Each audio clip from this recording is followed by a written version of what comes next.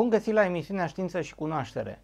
În august 2013 am înregistrat un prim interviu de lungă durată cu unul dintre cei mai buni matematicieni și cosmologi din lume, profesorul Max Tegmark, care a vizitat România, a vizitat Clujul și am reușit să înregistrăm un interviu de aproape 3 ore. La începutul anului 2015 am avut surpriza de a-l reîntâlni cu ocazia lansării cărții sale Universul Nostru Matematic. M-am bucurat nespus de mult să am această carte cu un autograf emoționant din partea sa și voi cita câteva date biografice înaintea interviului pregătit. Max Tegmark s-a născut la Stockholm în anul 1967. A obținut licența în fizică la Institutul Regal de Tehnologie. Prima sa aventură academică de dincolo de Scandinavia l-a purtat în California, unde a obținut titlul de doctor în fizică la Universitatea Berkeley. În anul 1994, după 4 ani petrecuți pe coasta de vest a Statelor Unite, Tegmark s-a reîntors în Europa ca cercetător la Institutul de Fizică Max-Planck din München. În anul 1996 revine în Statele Unite ca cercetător Hubble și devine membru al Institutului pentru Studii Avansate din Princeton. Și a continuat cariera academică în calitate de profesor universitar la Universitatea din Pennsylvania în anul 2003. Periplul său în lumea academică și pe coasta de est a Statelor Unite l-a adus în septembrie 2004 la Cambridge, la MIT, Institutul de Tehnologie din Massachusetts. În prezent este profesor de fizică la MIT. Max Tegmark este autorul la peste 200 de articole tehnice, dintre care 13 au fost citate de peste 500 de ori și a apărut în 10 de filme documentare științifice.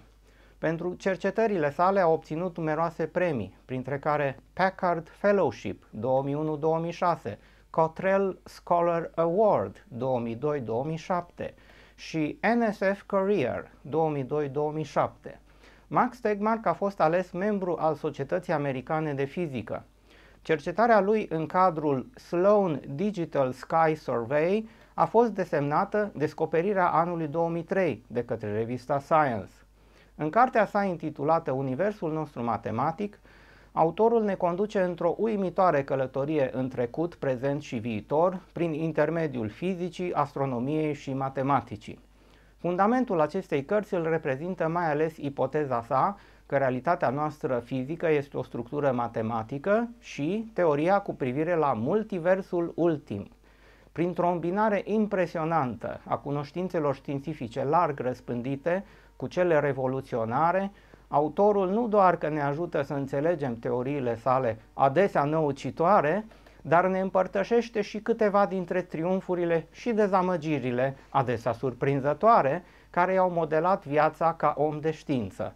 Vă doresc în continuare clipe cât mai fascinante și emoționante în prezentarea misterelor Universului alături de Max Tegmark.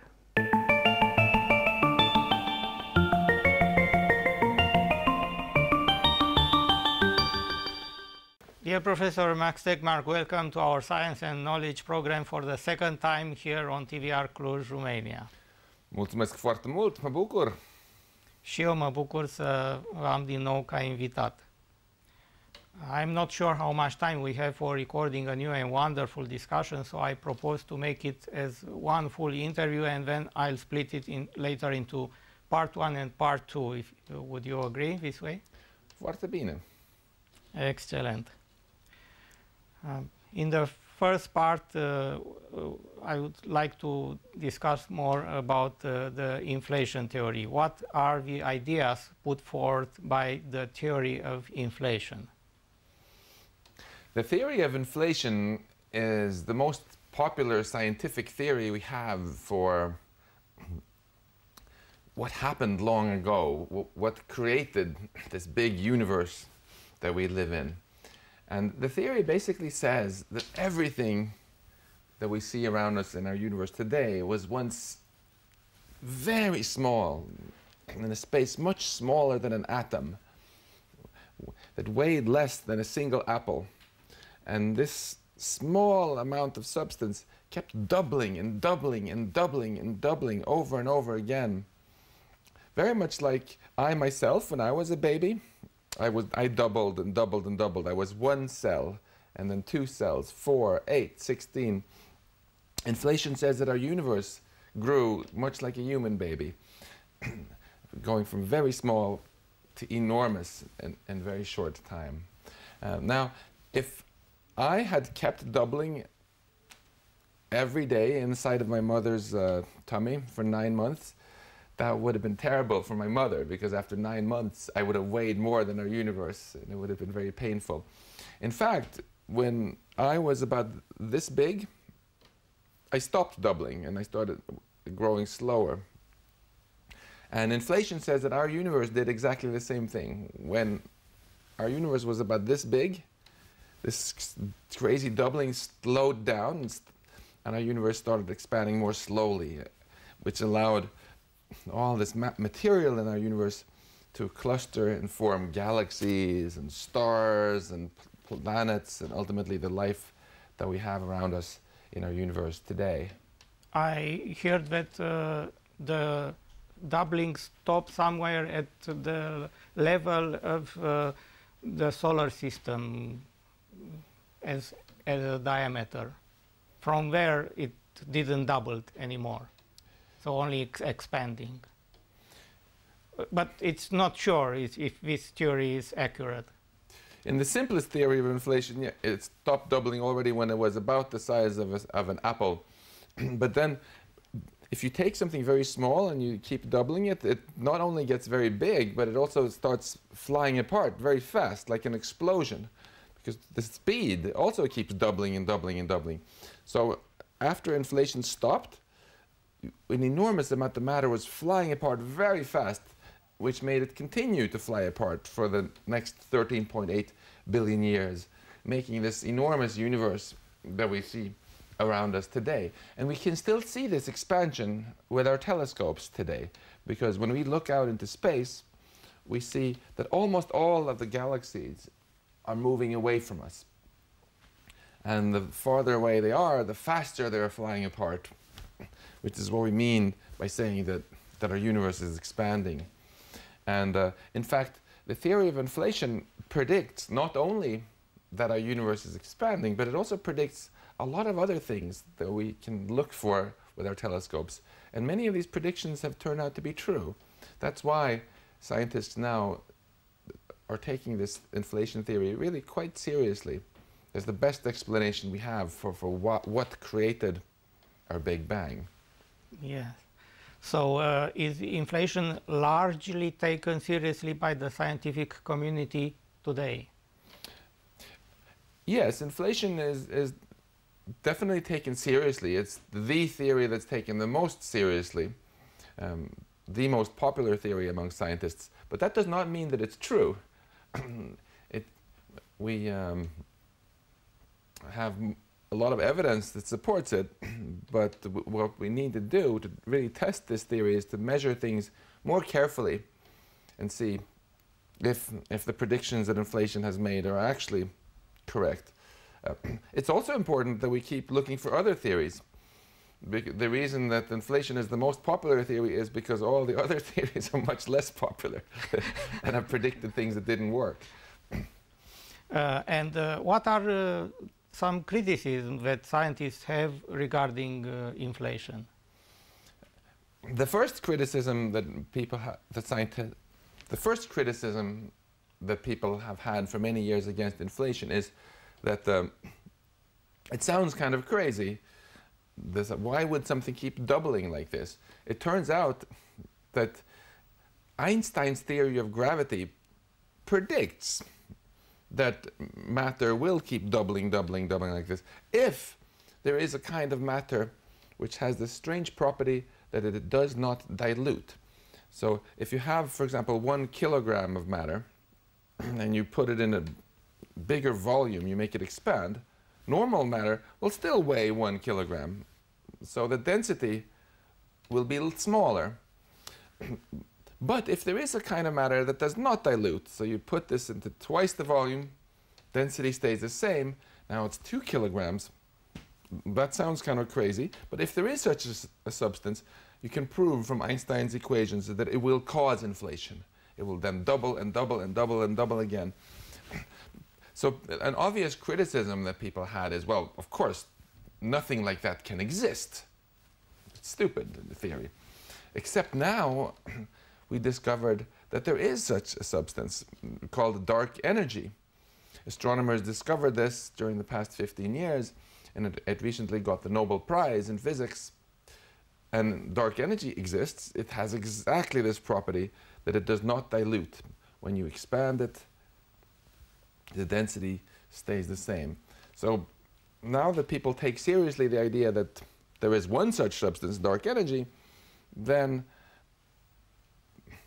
maybe there can be a second such substance that can cause inflation. So this criticism has largely disappeared. And finally, what is the evidence that supports the theory of inflation? Inflation makes quite a long list of predictions. The first prediction it makes is that our universe should be expanding because it causes this explosion. We looked, yes, it's expanding. It also predicts that our universe should be very big, and it is. It also predicts that our universe should be look almost the same everywhere in all directions, because you start with this tiny piece of material and you keep doubling it, so you're basically making more and more copies of the same thing, and all the copies should look sort of the same. So in fact, when we look in our universe, this is our universe, this is the spherical region of space from which light has had time to reach us so far during the 13.8 billion years since our Big Bang. So this is everything we can see with our telescopes. We see that actually, yes, it does look almost the same everywhere. We can measure the temperature at the far edge of our universe in these cosmic baby pictures, the way things looked 13.8 billion years ago, only 400,000 years after our Big Bang. And we see that the temperature is almost the same everywhere. In fact, it's about we measure a little bit less than 3 degrees above absolute zero. And if you make a picture like this on a normal color scale, it would have the same color everywhere. The only reason we can see these spots here is because we've stretched and amplified the color scale by 100,000. So the red spots where our universe is a little bit hotter are 1,000th of 1% hotter than the places where it's blue here. So things look almost the same everywhere, which was a prediction from inflation. Mm-hmm. And finally, inflation also made some predictions for these spots that we see. It made a very interesting prediction for how many spots there should be of different sizes. Whenever there's a spot where there's more stuff, those are places where later on in the history of our universe, the gravity will pull this stuff together and form galaxies and stars and planets. And I and many others have had lots of fun measuring in detail the statistical distribution of these spots, and they agree beautifully with the predictions from inflation. So these are some of the reasons why we take inflation so seriously. Inflation even predicts why there should be spots. It says that the reason that our universe is different, and a little bit different in different places, is because once upon a time, all of this space was tiny, much smaller than an atom. And when you have very small things, then what's called the Heisenberg uncertainty principle of quantum mechanics is important. And this principle says that things cannot be boring and exactly the same everywhere. There must be a little bit of messiness, a little bit of fluctuations from this basic principle of quantum mechanics. And then when space expands from inflation, it takes these small fluctuations and stretches them out to become long, larger than galaxies. So inflation says that the ultimate origin of all the structure in our universe, the reason that there is galaxies in some places and giant voids in other places, ultimately is because of quantum mechanics. It's a very beautiful idea, which we have now tested carefully by making these kind of pictures. Yes, it's very interesting. My next question is, what is the relationship between the Big Bang and inflation? That's a very interesting question. Before inflation was invented by Alan Guth and André Linde and others in the 1980s, people thought of the Big Bang as this period long ago when everything was simply very hot. And there was no explanation for what caused the Big Bang.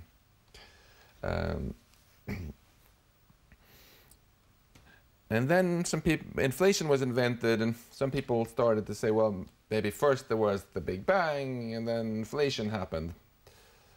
But actually, inflation says the exact opposite. Inflation actually creates our Big Bang. During the beginning of inflation, there's nothing big and there's no bang. There's just this tiny region of space which is expanding very slowly.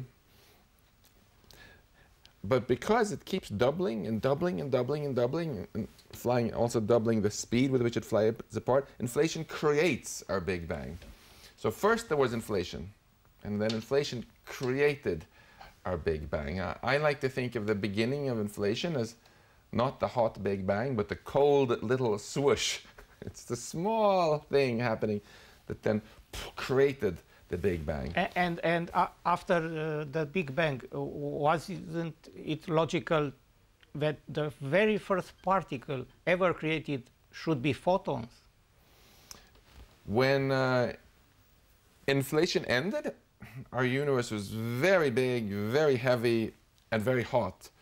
And whenever you have anything hot, there will be lots of photons there. If we take a fire, there will be light coming out of it. If we take a piece of iron and we heat it up so it becomes super hot, it glows.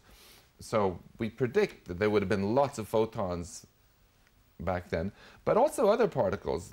When it's very hot, you can also prove from the basic principles of physics that you will also create electrons and quarks and all the other sort of particles that we are made out of. Yes, and one theory said that had been created not only particles but also antiparticles, and they annihilated each other, and at every 1 billion annihilated particle, one remained which had not been annihilated, and this is how the normal matter came into being, and the rest of it remained as dark matter, dark energy. This is what... That's exactly right. It's quite fascinating that probably at the end of inflation, we had enormous amounts of both ordinary particles and antiparticles. But for some mysterious reason that we still don't fully understand, there was a little bit more ordinary matter than antimatter. If I were made of antimatter and you were made of ordinary matter and we shook hands, yes, that would be very bad. Yes. Because we would annihilate each other in a giant thermonuclear explosion, leaving behind mostly just photons. So, and this is probably what happened in the early universe. You had the matter colliding with the antimatter and they all annihilated, except there was a little bit more matter. So at the end, all the antimatter was gone, and we were left with only ordinary matter. And this is an unusual asymmetry. That's right, and we owe our life to this, because if there had been exactly the same amount of matter and antimatter, then all the matter would have gone away, and there would be only photons now, and there would be no life. But also, in the early universe, basically, right after inflation, all of space was filled with this very hot particle soup. You know, if we take all the material in this studio and we heat it up to trillions of degrees, basically all the matter gets destroyed. All the molecules get torn apart into atoms, the atoms get torn apart into electrons and quark plasma, and so there was no interesting structure. The early universe was very boring. But as it got colder, gradually matter began to cluster together into larger and more interesting objects. First, the quarks, triplets of quarks combined together to make these particles, protons and neutrons. But then when it got still colder, for example, protons could connect together with an electron and make hydrogen. And some of them, the hydrogen also connected with some neutrons to make helium. Bigger and bigger things were formed. And then stars formed where gravity pulled together enormous numbers of atoms. And in the centers of stars, even more interesting things were produced, like carbon and oxygen and so on. And then when the stars died, the first stars, they threw this oxygen and these other life-giving atoms out into space. Gravity again combined them together, but this time there were so many interesting atoms that they could make things like planets and ultimately people. And so even though our universe in the beginning was very hot and very boring, gradually it formed all this fantastically complex structure that we're grateful to today for giving us life. It is said that, metaphorically speaking, we are stardust. That's right. It's really fascinating to think about that if we could talk to our atoms, they would have an incredibly interesting story to tell us. The oxygen in our blood, for example, was produced inside of stars. So it's not just that we are in our universe, but our universe is in us. Even more amazingly, I heard another theory that when a star is dying, it expels all the Mendeleev elements outside, which otherwise are not reachable, are only inside the star. But when the star dies, all those 200 or 120 elements. Yeah, it's interesting. We learned in chemistry in school, all of us, that there are about 100 different atoms. And they each have a very interesting story. The bigger the atoms, usually the more exciting the story. The simplest of all, hydrogen, was the first one that was around and already in the very early universe. And then our whole universe was so hot that it produced some helium, atom number 2. But then ordinary stars, like our sun, produced light atoms like carbon and oxygen and so on. More expensive atoms, like gold, are expensive because they're rare, they're unusual. That's why they're expensive. So there must have been some very unusual process that was required to make them. And now we know that the most expensive ones of all, like gold, were made in very unusual processes, like supernova explosions. Once in a while, a very, very massive star will explode and release so much energy that it can actually create gold in small amounts. And that means that, again, if the atoms around us in a room here could talk, they would have an incredible story to tell us. Yes. Coming back to the bicep,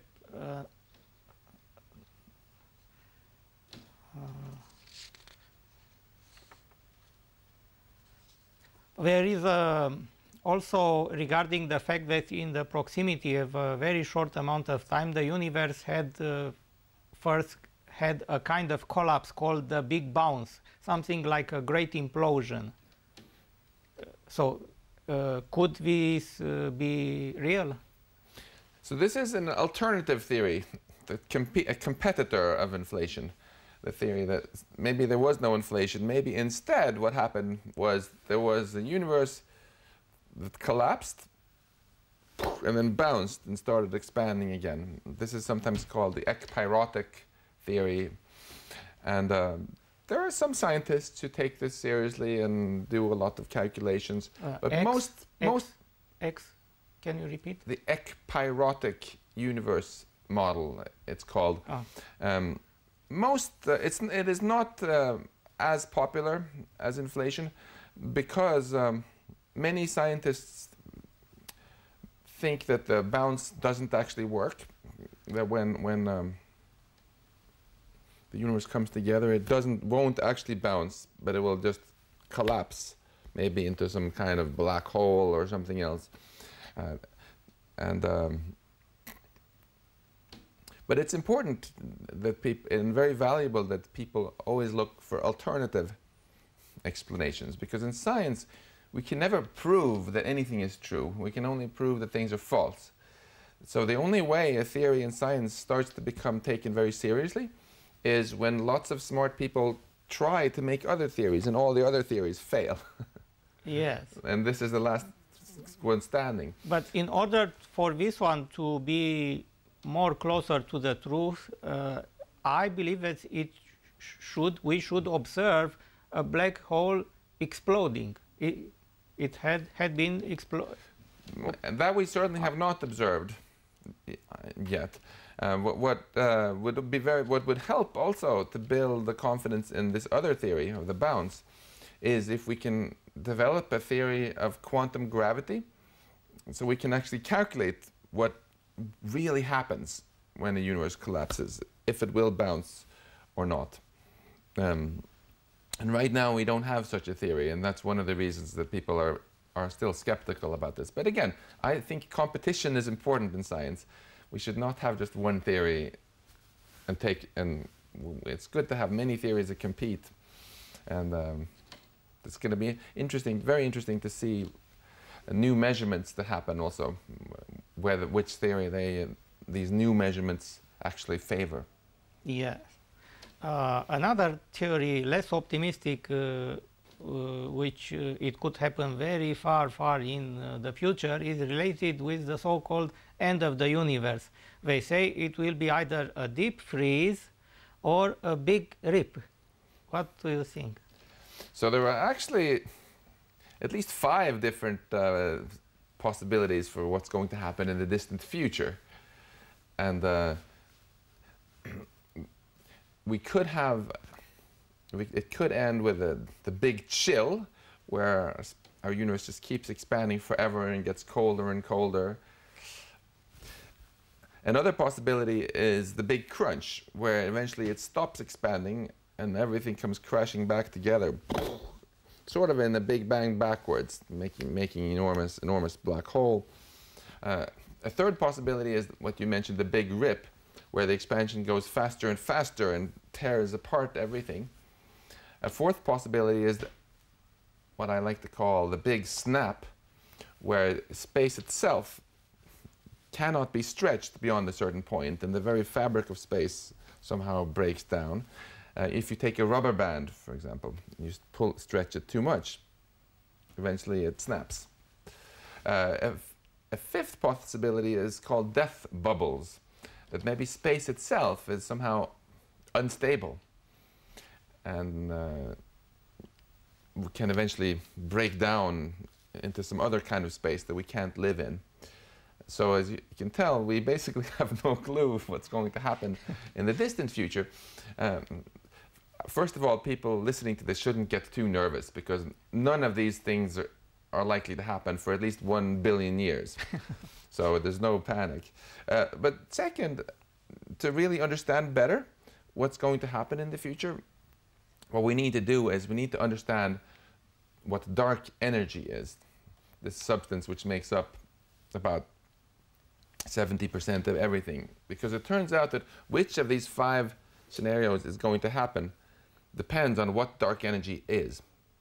And we don't know what dark energy is. Yeah. So this is why we're so interested in dark energy. This is why it's so important to understand what dark energy is, because this is the key to our future.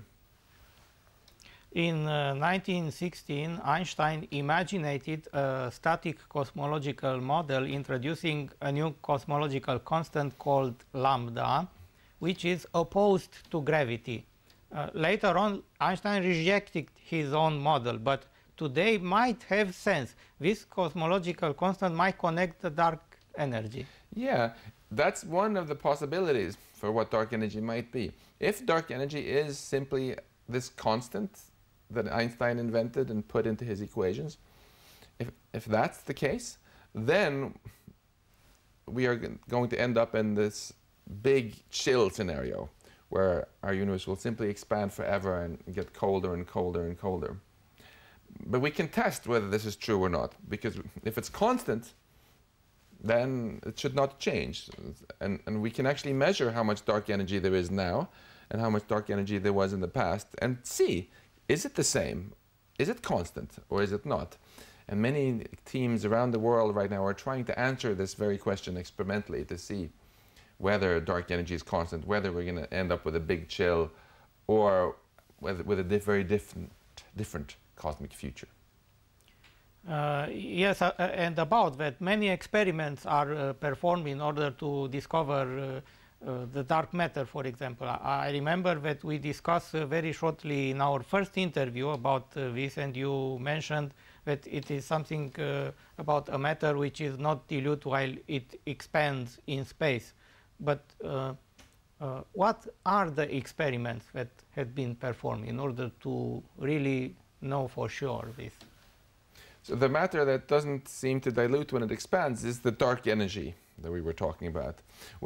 Yes, where's the the way we measure that is we simply look with our telescopes very carefully and see how fast is our space actually expanding now, how fast was it expanding at different times in the past. Dark matter, on the other hand, is something else. Dark matter is some kind of substance which does actually dilute when you expand it, just like ordinary matter, but it's dark in the sense that we cannot see it. In fact, it's better to call it invisible, because if there was a big clump of dark matter here in the studio, we could see right through it. If dark matter collides with light, it does not interact, so it's invisible. If dark matter collides with my hand, it just goes through my hand and out on the other side. If the dark matter goes down, falls down and hits the ground, it just goes right through Earth and out on the other side most of the time. So dark matter, most of my colleagues think that dark matter is some new kind of particle or particles that are very shy and don't like interacting with our kind of particles.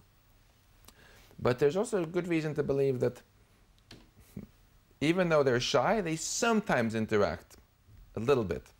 So there are some very exciting experiments being built where they try to catch dark matter particles as they come from space and fly through Earth.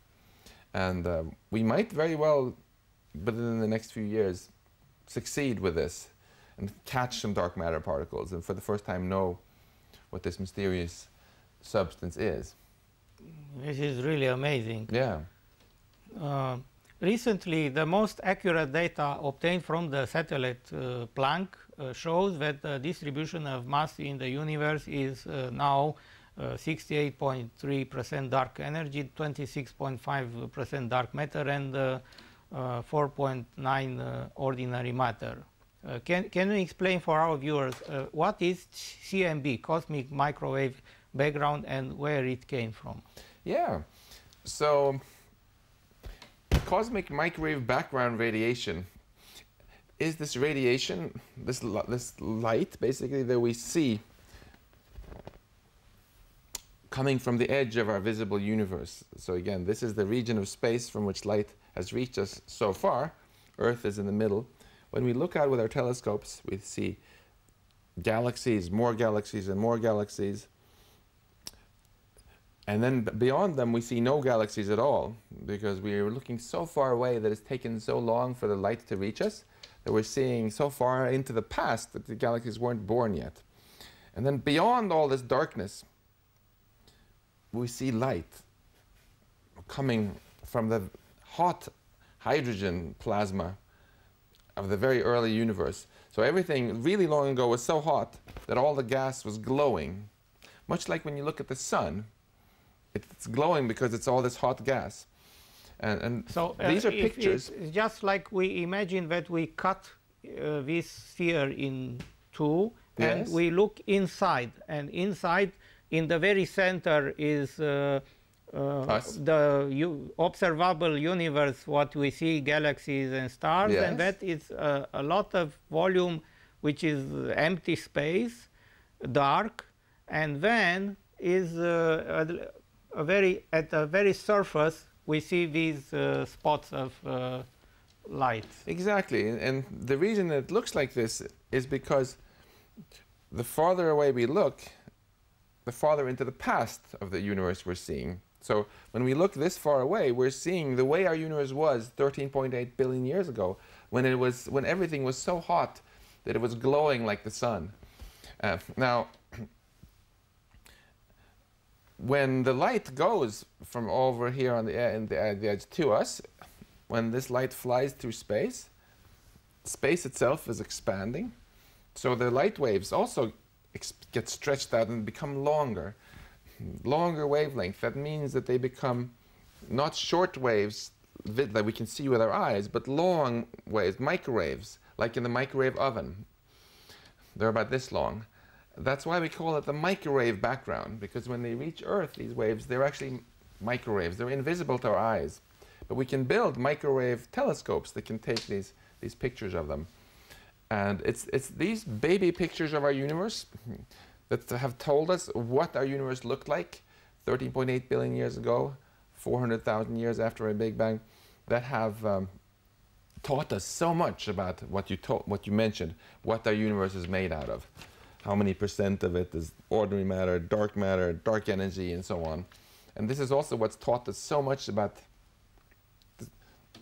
everything else we feel we know about the history of our universe. So these photos, these cosmic baby photos, are really the most important photos ever taken in science for understanding our past. And they have such a great quality, because the earlier satellites had only 1 megapixel pictures, the other one 8, and this is about 50 megapixel Yeah, pictures. this one has 3 megapixels. It's the NASA WMAP satellite, but the new European Planck satellite has 50 megapixels. Yes, that's right. yes. And the fantastic thing is, even though these are very difficult pictures to take, these different satellites actually agree really, really well with each other. So we now know something we did not know before, that all the pictures are correct. And we really know what our universe looked like 13.8 billion years ago, which is incredible. There are scientists who said that one more reason which favor the existence of dark matter and dark energy is that we should be able to see much more than 150 billions of galaxies in our universe, but we don't. So somewhere the mass is hidden. Yeah, most of the mass in our universe is invisible. That's why we say that there's dark matter and dark energy. Only 5% of the mass is mass that we can actually see, which is made out of atoms. And this was quite shocking, you know, when people first discovered it, because we used to think, oh, we learned in school about the periodic table of Mendeleev. Everything is made of atoms. It's not true that everything is made of atoms. 5% of everything is made of atoms. 95% is made of something else, and we don't yet know what it is. So there's lots of work. If any school children are watching this, I want to emphasize that there are a lot of great mysteries left for them to figure out. So I hope they will. Many people who watch this will want to study more science in school and university and help figure out what our universe is made of. Yes, and I wish to show to our viewers that you already presented quite a lot of details in this book, which is now translated into Romanian language for the first time. Universul Nostru Matematic, our mathematical universe, and many things that we are discussing now. The people which are interested can find in this book. Yeah, and I wrote this book, Universul Nostru Matematic, not only because I wanted to explain some fascinating things about our universe, but I also wanted to share just how much fun it is to do research. At MIT in America, where I work as a professor, I've had the pleasure of working with two wonderful students, Romanian students, Ioana Zelko and Victor Buza. And so I know that there is a great amount of talent in this country. And I want to encourage more people here in Romania to study mathematics and physics and help us solve these mysteries of the cosmos. Before we end the part one, may I also discuss with you some very interesting mathematical, philosophical issues. Of course. I will have a very briefly introduction for our viewers to understand what is my intention to talk about. In 1956, renowned mathematician Kurt Gödel wrote a letter to John von Neumann postulating the existence of the single proof that could unlock the fundamental laws that binds our universe. Fantastical at that time, technological innovations and conceptual advancement over the last half-century have brought us closer to discovering the proof's frightening potential. Today, it is considered the most important unsolved problem in computer science. It is simply known as P versus NP. The NP in this statement refers to the class of mathematical problems whose answers are easy to check. That is, a computer can verify the answer if it is correct in a reasonable amount of time. This is very important. Some of these problems, those in the class P, can also be solved this way. However, there are some NP problems, such as the eponymous traveling salesman problem, that we do not know how to solve it quickly. And in fact, we don't know if it's even possible. Since this problem was posed in 1971, no one has managed to prove definitely if P equals NP. This is very hard. Yeah, that's a very, very interesting mathematics problem. In fact, if anybody watching this program can solve it, they will win $1 million. There's a prize for solving it. Yeah. And they will also, of course, make lots of people very happy. Because, as you say, the situation is right now, there are many problems that we face where we simply don't know how hard they are. We don't know whether they can be actually solved in a convenient, useful amount of time or not. And this is, of course, always also something we face as scientists when we look at the sky and wonder how does our universe work. We look at the brain and we wonder how does it work. We don't know whether we will ever be able to really understand or not, right? Nonetheless, I think it's really quite incredible how much more we humans have been able to figure out than we thought we would be able to figure out. If we think of Archimedes, we think of Galileo Galilei, we think of Newton, in their time, right, they knew, for example, Newton knew how things move, the laws of motion. He could calculate where the planets were 100 years ago and when there would be a solar eclipse. But Newton had no idea how the planets were born. He had no idea where the atoms came from. Newton had no idea why some things are red and some things are blue. He had no idea why some things are soft, like my skin, and some things are hard, like the table. Maybe he thought this would be impossible for us humans to figure out with mathematics and science. But all of these things, so now, today, in 2015, we know the answer. We know that the planets were made by gravity. We know that the atoms were made by stars through nuclear fusion. We understand all the colors because we have these new equations, Maxwell's equations, which describe everything to do with light and colors. And we have the equations of quantum mechanics, which describe why different materials have the colors they do and why they're hard and why they're soft. And I think we humans have again and again and again underestimated the power of our human minds to figure things out. And my guess is that many of the problems that we are now not sure whether they're impossible or not, we might also be able to figure out. And most importantly of all, if we're not sure whether something is impossible or not, it's good to act as if it's possible and say, let's at least try our very best to solve this. You know, because there's no better way to fail with anything in life than to tell yourself, oh, this is obviously impossible, so I'm not going to try. Yes, so it is best to try. Yes, von Neumann said that in mathematics we don't understand things, we simply get used to them. This is a quote. That's the way it is with lots of technology today. Many people use their laptop and their cell phone, you know, without necessarily understanding how it works. They just get used to them. Yes. Yes. But it's important to not lose the appreciation for just how fantastic it is, really, that we humans have been able to invent and build these things. And it's important to remember this, because this will make us try even harder in the future to do even more great things, rather than just say, oh, it's impossible, let's give up. Let's imagine that we have a coin buried in a huge volume of a desert.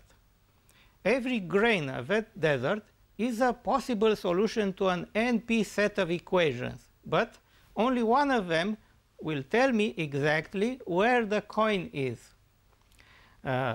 Now, let's imagine that we have mathematical algorithm that will enable us to melt the desert. It became glass. Thus, glass is transparent, and then it is easy to see where the coin is. Yes. Yes, so often problems we thought were very difficult turned out, but if we do something unexpected and clever, it becomes easy.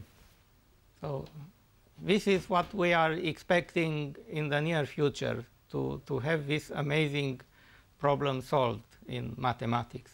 It could change everything on human life, everything. Another example, let's having poker cards on a table, and then I'll say, pick up a card. Okay, to find out what card you pick up, in a normal linear fashion, I had to ask, is this your card? And you will say no. Is this your card? You will say no. And you gave the answer, but if we have 1 million cards on the table, this would take forever. But solving the problem P equals NP would be the equivalent of simply asking the question, which is the right card? And employ non-deterministic computation. Yeah, well, and in fact, we have a beautiful example just like that in physics. If you have a list of 1 million cards or 1 million numbers in a list, and you want to know, is this particular thing on the list or not? The slow way to do it, look at one at a time, forces you to look through maybe half the list. It takes almost 1 million steps.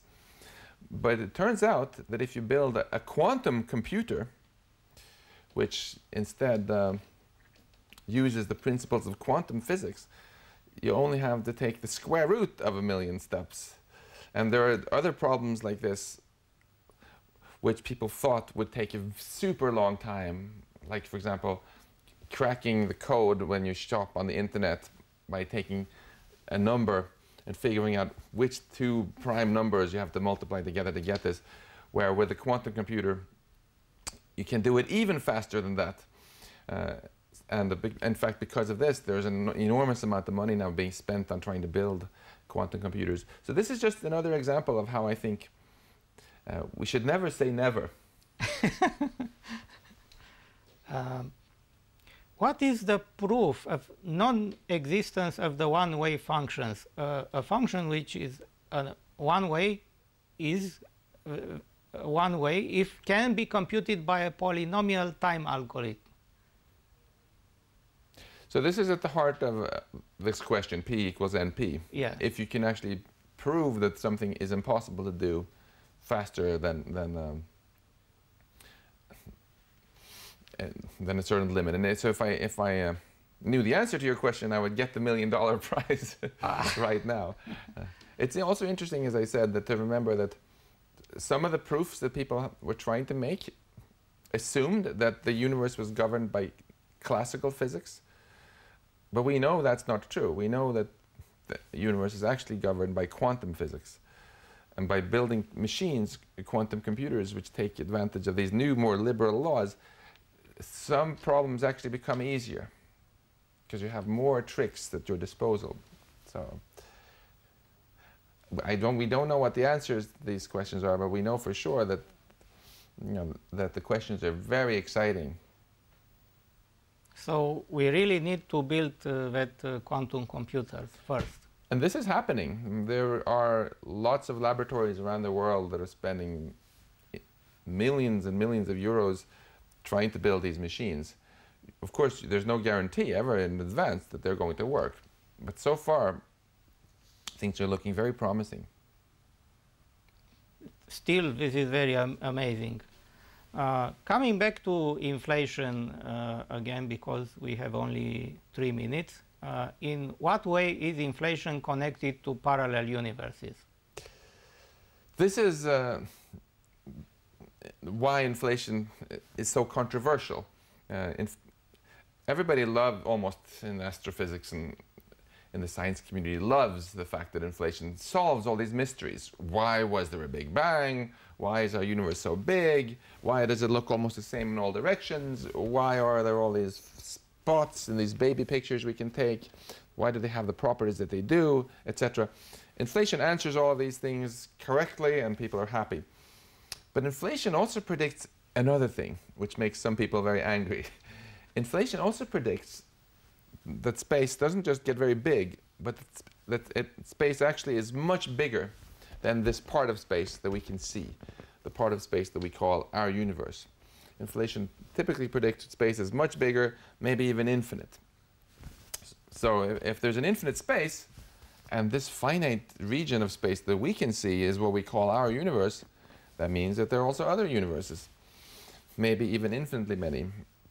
And if this is true, that has some very crazy implications, because we know that no matter how unlikely it is that the atoms in a region of space will be arranged in such a way that if you wait a long time, they will form a solar system with people, with Cluj-Napoca, and where this conversation takes place, the probability of this happening is not 0 because it happened here. So if there are infinitely many other universes where again you start at random, the same thing will happen again, somewhere else and somewhere else. The first region we come to that looks a lot like this will still be a little bit different. Maybe we will be speaking Swedish instead of Romanian, and maybe I'm the host and you're answering the questions. But if we go far enough, we will find another universe then which is exactly like this. Is this true? We don't know. But if inflation is true, and if inflation predicts these things, then we have to take seriously also these predictions. So we can't just say, oh, we like inflation's predictions for these baby pictures and other things, but we don't like these other predictions of parallel universes, so we're going to opt out of them, kind of like we buy coffee, but we don't want the caffeine, so we get decaf. No, you can't do this in science. If you don't like the prediction of inflation, then you have to invent a different theory that's better than inflation and can still explain all these things. And nobody has succeeded in doing that convincingly yet. That's why there is no other theory right now which people take as seriously as inflation. And this is also one of the reasons that it's so exciting to make more tests of inflation, because it makes these, basically inflation predicts that if it's true, then reality is even bigger than we thought. I think personally that this would not be so surprising, because we humans have again and again and again underestimated not only the power of our minds to understand things, but we've also again and again underestimated the size of our cosmos, discovering that everything we thought existed was just a small part of a much grander structure, a planet, a solar system, a galaxy, a universe, and then why not something even bigger? But it was also said in another theory that the mass of the universe is so big that the light itself cannot escape outside of it. So it will return back. Is not that also valid for space? So the space to fall into the same, into itself? The simplest theory of inflation makes space which is much bigger than this, and we cannot see anything of what happens, say, over here yet, simply because the light from here moving towards Earth just has not had time to arrive yet. If we wait one more year, we can see things which happened a little bit farther away, one more light year away. But to see things that happen over here, you have to wait, many, many billions of years. And we don't have that much patience. So there are if reality is much bigger than this, we have to accept as humans that there are just simply some parts of reality that we have no access to. And it is possible that the light from our universe not to go back again inside us, but to continue to travel outside? Regardless of whether the light comes back or keeps going away, in either case, we have no way of seeing things that are super far away, because it just takes too long for light to travel from here to there or from there to here. So, but to me, this is actually quite natural. If you look at the opposite point of view, if you say, oh, there must be some principle that says that we humans should be able to see everything that exists. To me, that sounds very arrogant. It sounds like an ostrich, with its head in the sand like this, saying, oh, if I can't see you, that must mean that you don't exist. I think we have to be humble as people and be open to the possibility that maybe we cannot see everything. Yes. Dear Professor Max Tegmark, it was a pleasure and complete fascination to have this new meeting, and I thank you very much for being with you again on our Science and Knowledge TV program for part 1. Mulțumesc foarte mult, mă bucur. And science is making amazing advancements. We should meet again to keep us informed about what else can we discover about our universe. And I advise our viewers again to read your book, which is very informative. And meet you next time on Science and Knowledge on TVR Cluj, Romania. Mulțumesc! La revedere!